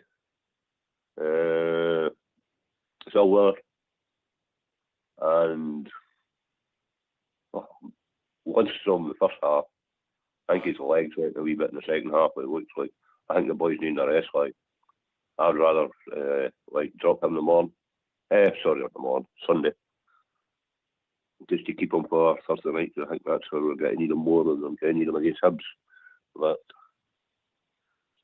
And the way Sterling scored his first goal last night, he could be saying for it. Sunday, you never know. Well, he's not. It's been the only position hasn't he played. AK. Aye, you're right, Kirky. Aye, welcome to the show, pal. I'm in agreement with you. I think Lundstrom, he does look knackered, and if we can, that's an area of the park where we've got guys returning for injury with Jack and Raskin and that. We could move Sterling into that area where we're still pretty strong regardless. We're weak in other areas of park, particularly the forward line, where we can't really afford to drop guys. But we've got Balogun there we could utilise, and we've got guys in the midfield. So I'm with you, but see, just looking at that ice pack there, Ox, if you know me, that's the sort of bag of ice that I use for my vodka every day. So you can get that. Oh dear. 1 cube or 2, AK. Sink a Titanic with the ice I take. Nah, I'm not a fan. Nice. 1 bit, maybe 2. What has it done too much, What has it done too much? You're Andy Wood school of thinking there. Aye, maybe. Andy's a shrewdy. Kirky, it was a great performance. The term that's been used a lot, would have took that before a ball was kicked. What was your thoughts? Yeah, certainly. Especially the way we come off the Motherwell game, I thought we were a wee bit. I don't know whether our minds was on the European game or not, because it just didn't look right against Motherwell. Okay, everybody have a bad game. So, it just seemed to be how could it be so poor against Motherwell and so different against European teams? I obviously they're playing. They got a lot more space to work in, I know, against a 3 brick walls, as you could say, but it just seems to be, they just obviously after summer Thursday night, Rangers is a Thursday night, and that's it. It's Monday, Tuesday, Thursday. Monday, Tuesday, Wednesday, Rangers Friday, this is it. Rangers will overtook that Thursday day. I get what you're saying about the Motherwell game. As poor as we were, and we've said it, collectively, we were excellent last night. Kirky, correct, because they're quality players they're playing against. Everyone would say, it's only Benfica, but only Benfica. Like everyone say the water that comes with it. Aye, only Benfica, aye, okay. They've got some record, that team in Europe, haven't they? That other team. They don't like Europe, though. It's not for them. No, it's not for everybody. Kirky, what kind of job's the manager doing, mate? Absolutely excellent. The manager's different class, and he's breeding it into the players. He's a born winner. I mean, he's even disappointed last night.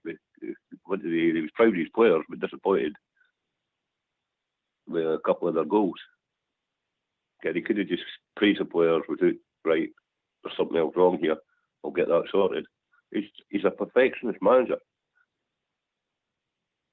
I think he's one of the top managers, even in Britain, you could say. That's the only thing that scares me. If he takes Rangers a treble this year, we could see a job keeper for him. Mm-hmm. I don't think it's just him. I think he's got people running about him that's doing a good job as well, AK. Yeah? He certainly has. What's the name of his wee pal again? Was it Van de Verde or something, isn't it? And Alex Ray doing a great job. I think Alex Ray, I don't think you can underestimate how much of a factor he is in that dressing room, driving the standards and everything. But I think Clement will do that as well. But obviously, we Alex is a bear through and through, and he's going to, influence the team, certain players, gear them up if they need be. They shouldn't need geared up right enough. Professional football players, but every now and again you need a kick up the backside just to kick you into gear. So no, everything's great now, and Clement is instrumental in what's happening there, definitely. We're moving on to Sunday. It's a big game, Kirky. How do you see his lining up, mate? Have you had a thought about it? Would you make changes, or would you go again to the well? What's your thinking? The game on Thursday night, I cool a lot of people say it's only important layers to me. I want Rangers to win everything. But I think, to be quite honest, I think Goldson's in the rest as well. He looked very, very leggy last night. No, for Clark just scored an own goal last night. He did quite well at Belly. I mean, once you go for a ball, I was a defender myself. You go for a ball, you can, you're going for it. Somebody shouts, you didn't duck your head at the road, can you? I think he needs the rest, to be quite honest. Balogun and Shooter will be enough to beat Hibs, I think. So, that's the only thing I would like to be quite honest. I think AK agrees with you. AK, then Bridge can come in. I was just writing in the feed there, go on yourself, Kirky, a wee bit of support for my line. No, I agree with you. I just think that some of the players look absolutely knackered. So if we can mix it up, listen, 2 days, 48 hours, the body can recover, the mind can recover.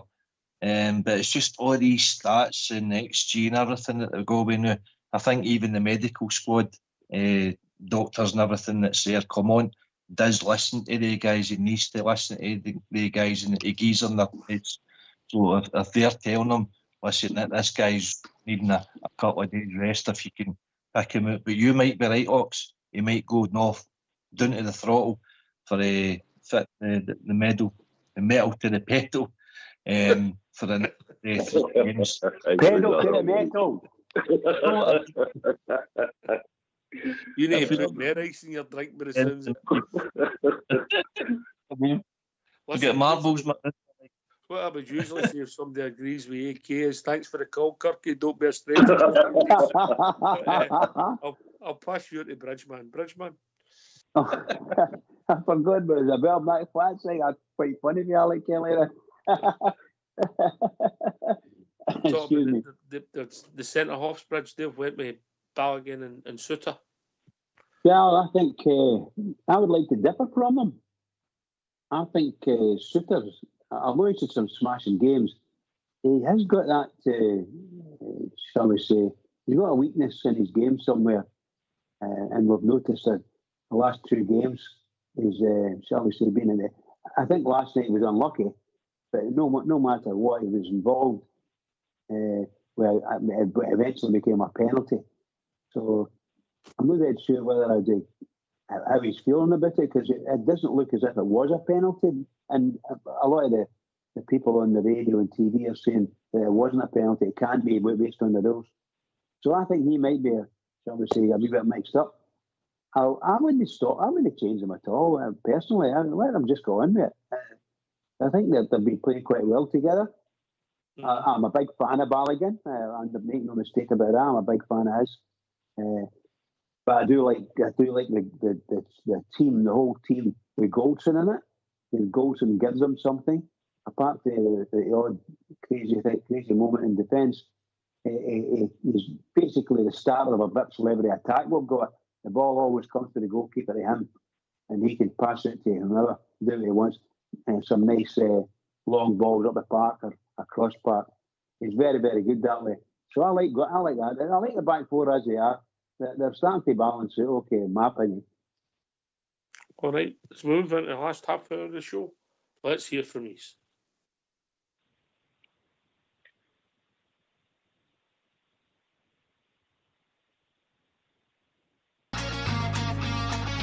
Why don't you give us a call on 0141 356 1972? It's your show, it's your platform. Let's hear from you.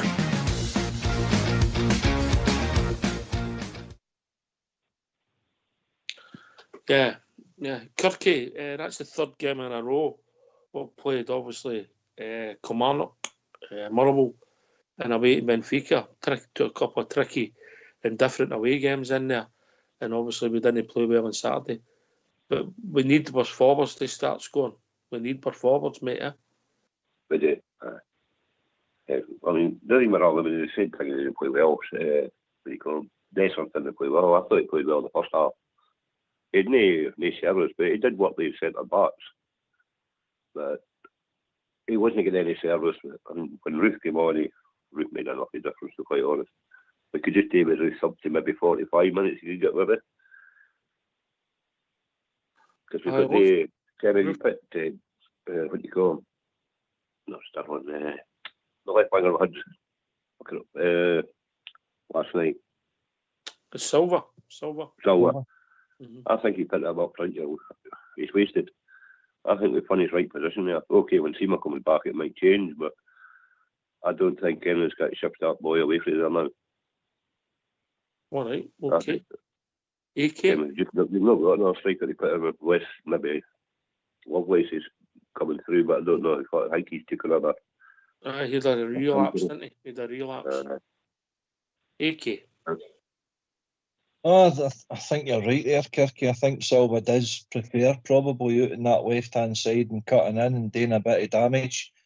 He said himself when he came that he'll play anywhere on the forward line, but he didn't like the responsibility of being tagged as a striker. And I think Dessers is pretty similar. And the numbers back them up, to be fair. But listen, we can said it before, we can mump and moan and that all we want, but we need to get on with it. We can't keep looking back at things we should have done and could have done. The guys just need to go on with it. But Dessers, I agree with you, Ox. If we're to win further silverware, I think Dessers needs to chip in with at least another 5 to 10. Dessers, I said our forwards need to score. Yeah. Well.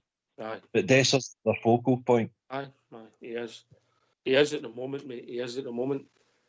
Yeah. He is at the moment. Aye, Kirky, I get your point with Silver. I thought he had a good game as well last night. Involved in the two goals also. He had an excellent game last night, boy, and his work rate was exceptional. Kevin, a lone player, you didn't expect that, to be quite honest. Okay, he was a lone player as well, but he's a shame we just couldn't help him. Yeah, that's the thing. So, hardly a way to get Seema, because there's no way we are getting him for 6 million, is it? So. No, unless the player drives a deal, you never know. Stranger things have happened, but you're competing with massive wages in that league. It's mental, Kirky, yeah? Oh, with no chance competing in that league. No chance at all. No. Can't even mediocre players from 90 grand a week or something, can it's mental. With it, this Albert's always going on about it. This right side midfield, right wing, the third one in a front three, whatever you want to call it, mate. With that, Candace was the most consistent. We must have tried so many players in there. Young McCausland's come in. He's got an injury. I don't know. He might start tomorrow. You don't know. So we're playing Sterling there, who gives us everything he's got. Maybe he didn't look so natural there against Motherwell, playing against the wall. But last night, his enthusiasm and his endeavour got him through a lot, and he got a goal, mate. strength as well. He's such a powerful player. That's what we McCausland would do. We were there waiting on, I think. Oh, pass you on to our weight expert, AK. Bridgman, take that.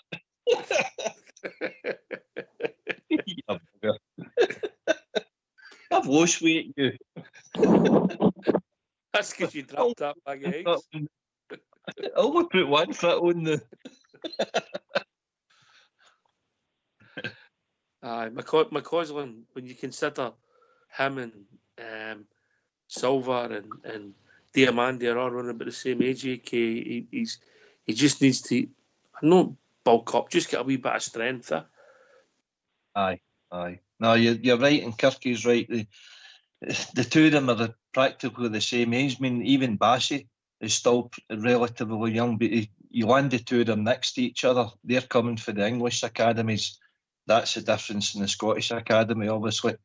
But I think you're needing to feed them more with Scotch pies and steak sausages to bulk them up. But aye, the boys, to give himself a chance, he needs to bulk up because he's up against 6 foot powerhouses as centre halves that are willing to get right through you. So he's needing to, right day tackles and bounce them off, sort of thing. The track's a wee bit for your skill factor, I suppose, but this is just a modern game. It's athletes that you're up against, not just skill and hammer throws. Kirky, did you hear the start of the show? I was listening to Aye, what do you think of Bridgman getting 10 out of 10 for the quiz? Quite a surprise, wasn't it?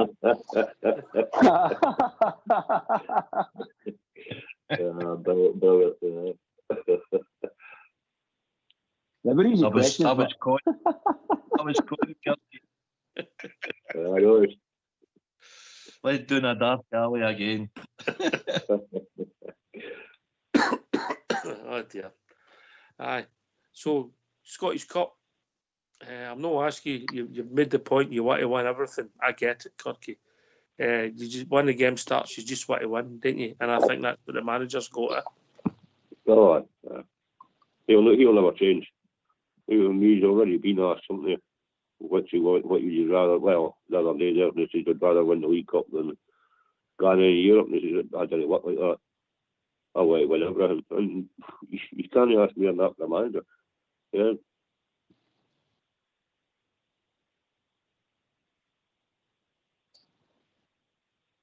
Bridge.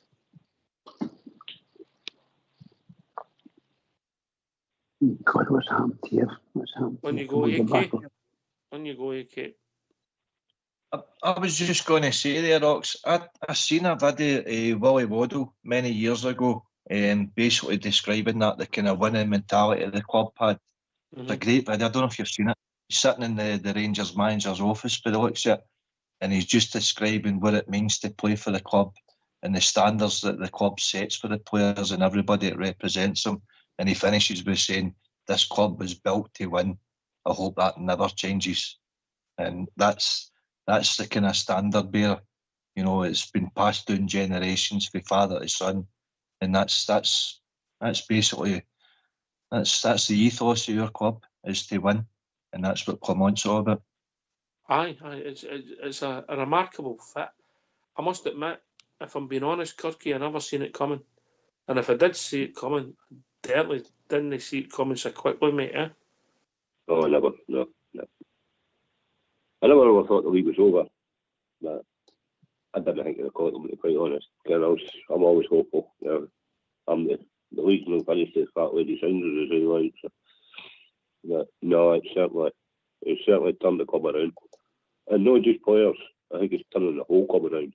He's got his own boys in there as well, being the director of football and all that. Like they know what they're doing. And if that's the kind of players, like the 2 or 3 that they signed in January, I'm looking forward to next season. And I've been off a sneaky feeling there could be quite a lot of real defenders disappearing next season for younger, hungrier players. So, it's going to be interesting if he gets half a dozen of his own players in. Bridge, are you there? You back with us, mate? I'm now, pal. Sorry about that. Carry on. Did you listen there? How interesting it would be to see who Clement gets in come the summertime. Yeah, I'm sure he's got a few people lined up. I'm quite sure of it. But I think he swears by these players at the moment, and he's obviously getting a tune out of them, as everybody can see. And he's got what, from a league perspective, he's got 9 games left in the league, and don't we all want to sail through those 9 games? And the manager's trying his best, and we give him. I wish him all the best. I want to win this league by a mile. I don't care what happens. I want to win the league, but I do want to win. I go for the next stages in the cup and possibly go as far as we can in the Europa League. It'd be fun. Well, that'd be a wonderful end to the season as we go forward. Win each game. Back to the old adage. My adage anyway. Every game. Next game's the most important game. Biggest game in the season, win it if you can win it. No more slip-ups like Motherwell. Win the game. That's what I want. Definitely building up to be exciting. The AK and we're led by the manager. He doesn't make excuses. He doesn't look for excuses. When you heard his interview before the game last night, he told you how he was going to play. He told you the setup. He told you the personnel. He's just a straight shooter, isn't he? He's a football almanac. He does his studying on the teams. He looks for certain weaknesses to pinpoint them. He obviously looks for their strengths as well, and where we need to bulk up. Don't let them run through us as easily as what teams can punish us with, and look to hurt them in areas of the park where we can, and use our strengths. You've got to buy into it, and I think all the players have bought into it. He sold the club to Silver to come here to progress his career, and to Diamondi, to Cortez. Cantwell was starting to flourish here. I'm hoping we're starting to see him. He put a message out there on social media there last week that gives us a wee bit of hope that he might be here for the weekend, if no the return game for Benfica. So if we're getting the guys coming back, then it's going to be great for the run into the end of the season. Aye, we could if we get a bit of luck, Kirky. We could have other players back for the run, and it's just these next 3 games. Says these are the next 3 games. I'm a wee bit worried that Hibs game. I think we'll all beat them, but I think they could be a bit leggy. And the likes Ridvan, he's only 5'4", and he forgot to take that boy in his pocket for last night. So, well, he was the leader of that team. He's the leader of that team, and Ridvan was all over a lot of rash, wasn't he? Apart, the only time he's still in his pocket. He's only 5'4", today. He's forgot to take it in his pocket. The only time Di Maria influenced the game was, let's be honest, his delivery for the corner kicks was impressive, wasn't he? We could learn for that. We could learn for that.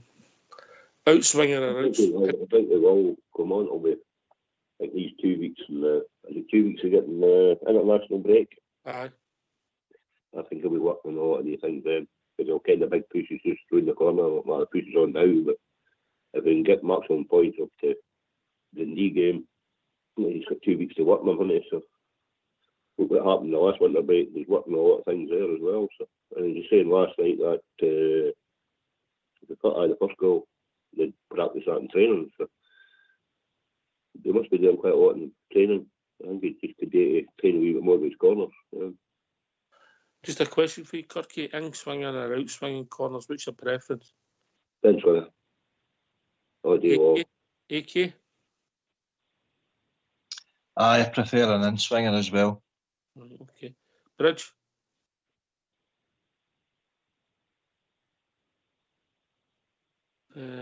I'll go for an in-swinger as well. All the time long. You can see how difficult it is to defend AK. In-swinger for me. Sorry, pal. Aye, listen, it's just trying to put the defence and the goalkeeper under a wee bit of pressure. Sometimes the in-swingers that are coming in is just a wee bit too close to the keeper, so we're making it easier for them. I like to have a flight at ball at penalty spot and let the defenders run on to it, attack it.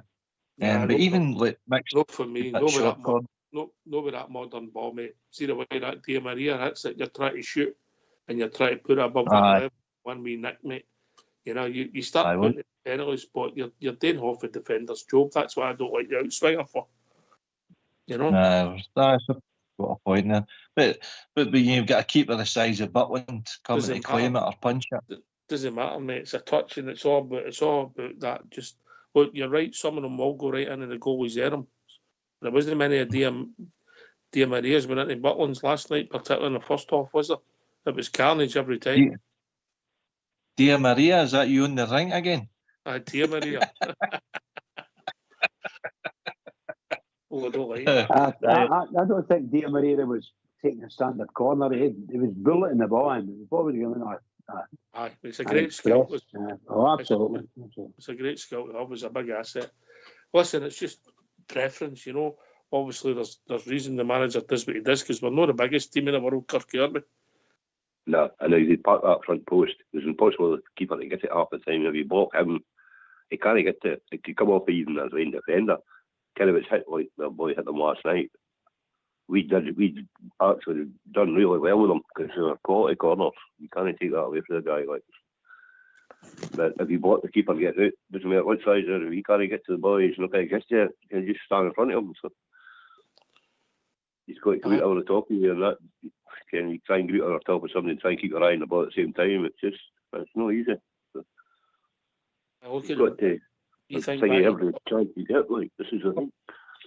You think by Dortmund, AK, it was a nick with Joe Aribo and Morelos comes running into the back post, you know? Aye, we had a great corner kick routine for that. I was wanting to ask you yourself, Kirky Bridge, seen some comments in that were talking about corners the other night. Who was your best corner taker that you've seen?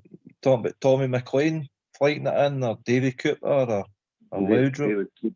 David Cooper took a good corner. David Cooper took any good free kick in that for that, man. It was quality. I'll tell you, it was the corner of all. He didn't take many, but Rangers was Gascoigne. Gascoigne took you in, and I think it was, I can't remember which picture or hang it scored now. No, but Gascoigne never played together, mate.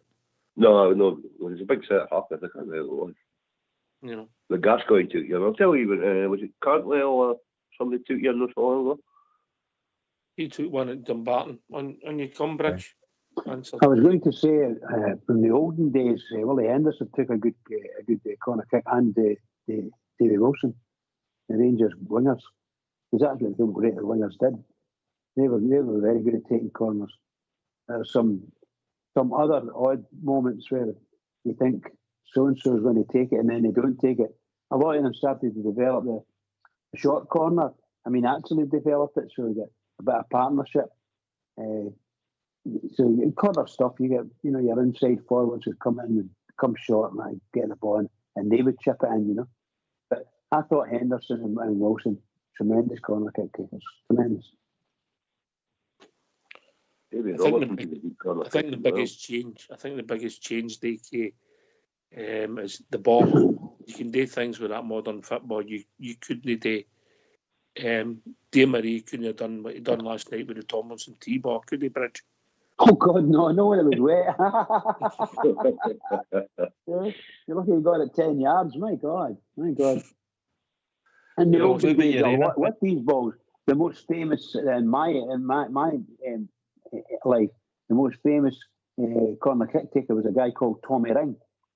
Tommy Ring played with Clyde, and he scored a couple of goals direct from the corner. So he took these deadly in-swingers. Tremendous corner kick taker. Tremendous. Obviously, it wasn't Rangers, but Ox, you remember Davy Cooper scoring at Celtic Park for a corner? Chopped off. I'm trying to remember what year that was. Yes, I do, mate. It was chopped off. I remember Cooper would be up there with your corner kick takers. Tommy McLean for crossbars. He would do the corner that you talked about, taking it back out towards your the penalty spot, and obviously Derek Johnson. The game's changed. You didn't have that people battering it in at that level, it's a relatively modern skill. McLean, Cooper, Mark Walters was a good crosser of the ball for corner kicks, you know. But it's an asset in a team, Kirky, in it, if you can get it and somebody can get it right. Oh yes, without a doubt, without a doubt. No, you can probably 10 goals a season quite easy, I think, because if they're flipped in like that boy's flipped them in last night, like, it just takes a touch of anybody. It might not even be your player that touches it, but it's got it that hard and that height. It just takes a nick. It doesn't matter where it comes from. The speed of the ball's gone that hard. It just needs just a tiny glance and it's in. So, and as I say, if it's coming at that height, the keeper's not going to get it. It's going to come off his head before he can get near it. So, or even a bit of the body will come off. You know, it's just, I would swear it's finding corners all the time. Like, I think that's how many corners we've had the other week. There was 41 and not one chance. I think then you got a goal at them, didn't they? So, and 99% of them are out swingers. So, yeah. It's just individual preference, but I always preferred an in-swinging corner. I'm not saying you shouldn't mix it up, AK, yeah? No, I think you're right. But to back up Kirky's point, no, 99 European Cup final, Man United won the cup off with 2 corner kicks, didn't they, in the dying minutes? So it is a tool that you can be using, and if you've got centre halves contributing at least 10 goals between them to the team, that could be vital in the end of the season. But I seen a wee clip there through the week where Willie Johnson was playing in America. And somebody was like scooting my beard and they handed the beard down to him. You take a mouth for it. Put it in, the boy scored off it. Brilliant. I think my favourite Bud one is when he was playing with West Brom and he was looking for a shed and he bought a shed when he was out taking the corners off a boy. Yeah. That was hilarious, by the way. That was absolutely hilarious. You got a shed to sell? I'll buy it. Incredible. Are you playing? No, I'm buying a shed. Clever stuff. He was a good crosser for the ball as well, but you know, and Bridge is right. I think that generation, the wingers traditionally took them. And I don't know if I would want to swap Tav and I didn't like when Tav went away over to the left to take them and then he's out of position and you know, and I get it, that's when you were getting the in-swingers. You know, Lawrence can hit a great deed ball, Kirky, so it'd be interesting to see how he would take them. I mean, I'll see the point that swinging corners whether Terry Boots, Ripson, Gore, Derek Johnson, get somebody that attacks the ball, because for Golson the size he is, he should be winning a lot more headers from that box side. I think he's a bit scared of damaging his bodies or something, like, to be quite honest. Suit or eye, but we suit I think he wins enough headers, mate. They just don't go the right way. Good point. You know, Kirky, I don't think they're big enough. I know they're big fellas, you know, but I just don't think they're big enough. I think we another 2 or 3 inches, both of them, and that's what we need in defence. We need big, tall fellas to hit that ball away. We don't seem to win the ball as easily as we did over the last 3 seasons. That's what I'm saying. It's really tough at the moment. So the big people in defence now. What height was Richard Goff? About 6'2", I think. 6'2", I think, Goff. Is that not the same height as Golson? Aye. I think Goff was better there than he's just better there than Golson, you know what I mean? I definitely doubt it was it, I did. You know, well, Kirky, we'll be that time of the evening, mate. Last word for your good self.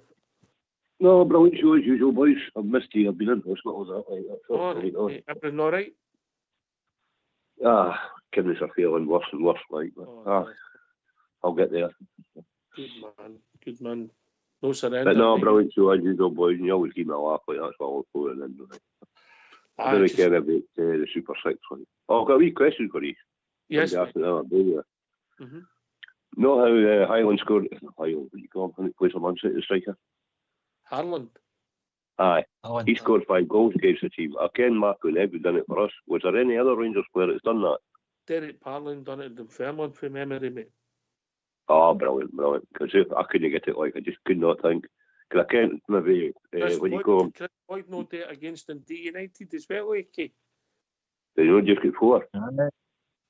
He could have. I was thinking maybe Forrest or Colin Steen for Scotland. Against Cyprus. Davy Wilson, Fox has come in, we've done it. I'm sure Chris Boyd get 5 that night. All right. Aye. I just somebody asked me that night. I couldn't think of anybody else. I thought maybe McLeod had done it, but I don't think he did. I think McCoy just got 4 in there. I think Derek Parlin done it against Dunfermline. That sticks to mind. Good, I've got an answer for him now. That's fine, boys. Thanks very much. All right. Listen, thanks, Kirky. Always a pleasure. Last word for your good self, AK. Good show tonight, pal. Good discussions. Thanks to Kirky coming in with his call. Thanks to yourself, Bridgeman, the techie boys in the background. And just give a wee shout out to my dad before I finish up. Just think of you all. Keep your chin up, pal. Same with you, Mum. Happy Mother's Day. Well said. By the way, you don't get that for free. Happy Mother's Day. You need to pay for that one. Bridgeman. What can I say? A fantastic show. Really a good show. Thoroughly enjoyed it. And I'm sure our listeners enjoyed it as well. Can I just say to all the Rangers fans all over the world, including ourselves here in Rangers Radio, the techie boys in the background, yourself, Alex, everyone supported me, carried me through tonight. Absolutely brilliant. Huge game coming up, biggest game of the season, and we need to be ready for it. So everybody, keep it going for the Rangers.